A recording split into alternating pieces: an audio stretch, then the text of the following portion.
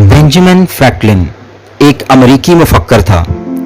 वो 1706 में पैदा हुआ और 1790 में उसकी वफ़ात हुई।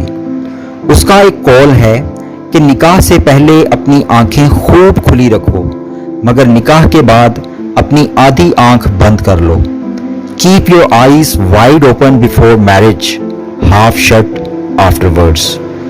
यानी निकाह करने से पहले अपने जोड़े के बारे में पूरी मालूमात हासिल करो, मगर जब निकाह हो जाए तो अजमाल पर इक्तिफा करो।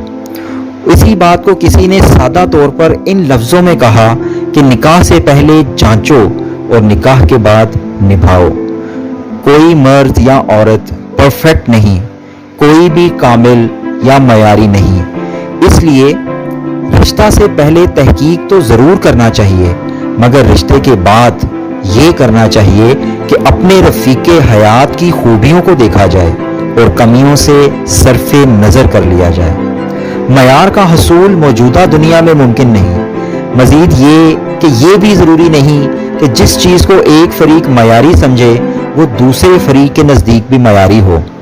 इस बिना पर ख्वाह कोई कितना ही ज़्यादा सही हो, वो दूसरे को आखिरी हद तक मुतमिन नहीं कर सकेगा।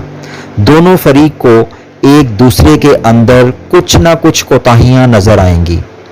अब एक शक्ल ये है कि दूसरे फरीक की कोताही से लड़कर उससे अलहदगी इख्तियार कर ली जाए, मगर मुश्किल ये है कि एक ताल्लुक की अलहदगी के बाद दूसरा ताल्लुक जो कायम किया जाएगा उसमें भी जल्द ही वही या कोई दूसरी खामी जाहिर हो जाएगी, और अगर दूसरे रिश्ता को ख़त्म करके तीसरा या चौथा किया जाए तो उसमें भी। ऐसी हालत में मुवाफ़क़त का तरीका इख्तियार करना चाहिए। हर मर्द या औरत में खूबी भी होती है और कोताही भी। ज़रूरत है कि खूबी को देखा जाए और कोताही को बर्दाश्त किया जाए। अमली तौर पर यही एक मुमकिन तरीका है। इसके सिवा और कोई तरीका इस दुनिया में काबिल अमल नहीं। जनाब मौलाना वहीदुद्दीन खान की किताब किताब ज़िंदगी सफ़ा नंबर 18। इस वीडियो को देखने का बहुत शुक्रिया। अल्लाह हाफ़िज़।